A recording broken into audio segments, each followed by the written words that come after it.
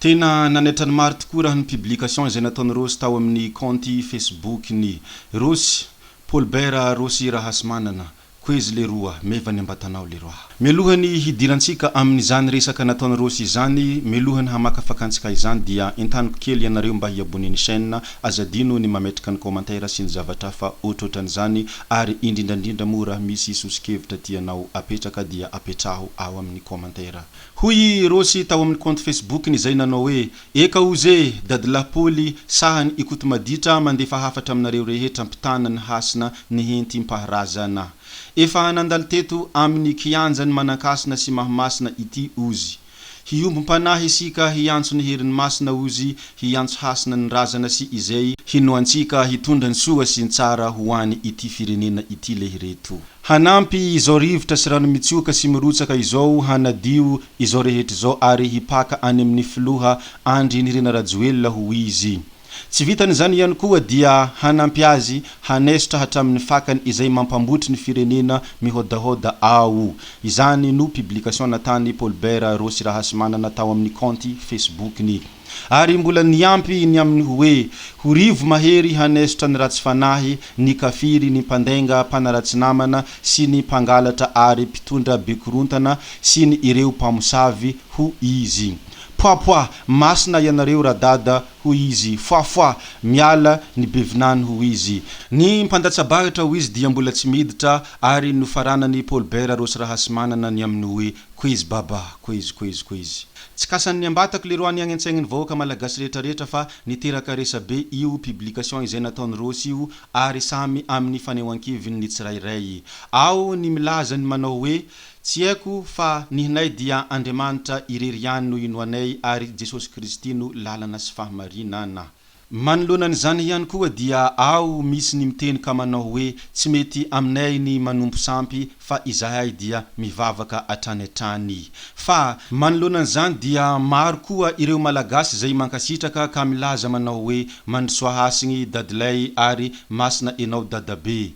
Misy tena mankatoa an'izany ary manometehaka any Paulbert Rossy Rahasimanana ary be debe koa ireo miteny hoe masina dada RAKOTOMADITRA reharehany arivo. Ampanjaka amin'ny tinosy ty ilay ditra amin'ny rariny. I RAKOTOMADITRA raha teo dia manana izany teny filamatra izany izay manao hoe RAKOTOMADITRA dia maditra amin'ny rariny. Eo indrindra isika zao, eza enao amin'io fanehoan-kevitrin'ny Rossy io. Manaiky ve, mankasitraka ve sa anisan'ny manakiana izany ka masahy milaza fa hoe tsy ilaina tsony ny fanompoana ny razana, tsy ilaina tsony ny firesahana amin'ny razana fanjakana satria fanompoan-tsampy. Tsarovo nefa ry tompoky lasy tompoky vavy hevitra manokana tia fa tsy hoe hevitra avy tamin'ny Paulbert Rossy Rahasimanana. Isika malagasy rehetrarehetra dia malagasy aloha isika zay vo kristianina. Ary ny razana fanjakana dia mampita hafatra amintsika olombelona, ny razana fanjakana ihany koa dia matahotra ilay nahary ny lanitra sy ny tany ary manaja izany ary mbola mangataka izany amin'ny ilay nahary ny lanitra sy ny tany. Raha tsy ilaina ny razana, raha tsy ilaina intsony ny anatra izay omeny ny razana, i Jesosy tokoa ve dia tsy razana? I Jesosy tokoa ve tsy naty ka nitsangana indray? Inona ny mahasamihafa ny razana izay hinoana mikasika ny Jesosy Kristy sy ny razany malagasy? Ary efa niteneniko tato amin'ny video ambanimbany tany hoe i Jesosy rehefa nitsangana tamin'ny maty dia tsy ny olona rehetrarehetra teo no nahita azy fa ireo mpianany vitsivitsy no nahita ny fitsanganan'i Jesosy tamin'ny maty. Izany hoe tsy olona rehetrarehetra no nahita izany fitsanganany amin'ny maty izany. Ary ny razana malagasy ihany koa dia mavita mandresy izany fahafatesana izany eny na impito aza. Izany no naviany ireo karazany olona izay impito maty. Sokafo ny saina fa aza mankahala fahatany ny teny ihany koa i Jesosy izay nanao hoe izaho izy handeha ary tsy ho eo anilanareo fa kanefa kosa izaho dia haniraka ny mpananatra hafa. Iza ary ilay mpananatra hafa?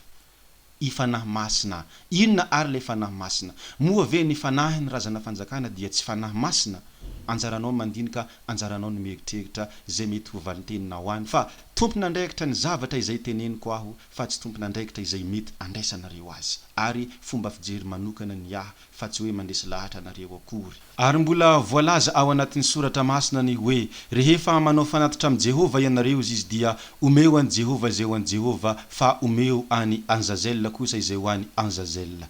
inona ary ny tiany mpanoratra tongavana amin'izany fakifakasitsika irao tsy vitan'izany ihany koa andeha hiady mpanjaka Saoly angamba iny zay raha tsy diso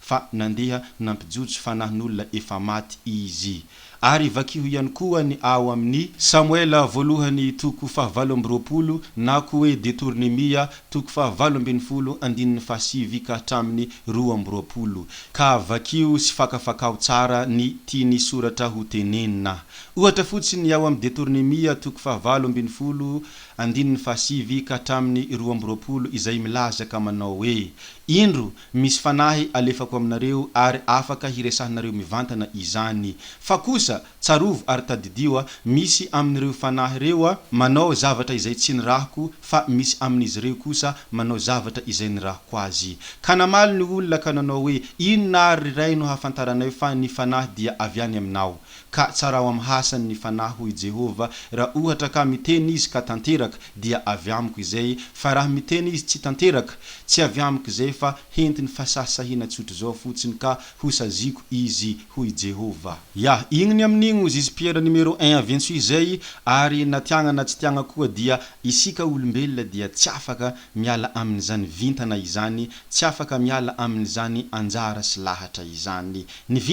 vintana dia 12 ary hafaka amboarina io vintana io ary ianao rehefa manao zavatra izay tsy mifanaraka amin'ny vintananao dia tsy ho tanteraka izay rehetra kasainao nefa ireny razana fanjakana ireny dia anisany manoro anao lalana am'izay tokony atanao sy am'izay vintana izay tokony arahanao eto amin'ny fiainana ambonin'ny tany nohony zany ry tompoko lasy tompoko vavy tandremo ary lay teny ao anatin'ny soratra masina izay manao hoe ringana ny oloko nohony tsy fahalalany ary mbola no hamafisiny ihany amin'ny hoe raha miteny ratsy ianareo izy dia mbola tsy mampaninahy fa kosa raha miteny ratsy ireo fanahy masina ireo dia tsy hahazo famelan-kelo ka velively na oviana mialatsiny mety manafintohina ny fanehoan-kevitra izay atako nefa tadidio maro ireo olona miteny hoe de adala ve zany ireo kristianina rehetrarehetra izay manampahaizana manompo any Jesosy Kristy ireo de apetrako ary ny fanontaniana hoe adala tokoa ve ireo mpandala ny fombandrazana rehetrarehetra izay tena manampahaizana ary misy manampahefana ireo tsy manampanahy ve ireo manaja n'io hasiny ny razana io ary tsy pihiko mazava ny Baiboly dia tsy diso ary ny Baiboly dia tsy lainga fa mety fomba fandraisantsika azy no diso ary fomba fandraisantsika azy no mampandenga isika ka lasa tanteraka ilay fomba fiteny hoe ny fihevitra Andriamanitra tokoa de tsy mba fihevitra isika olombelona saola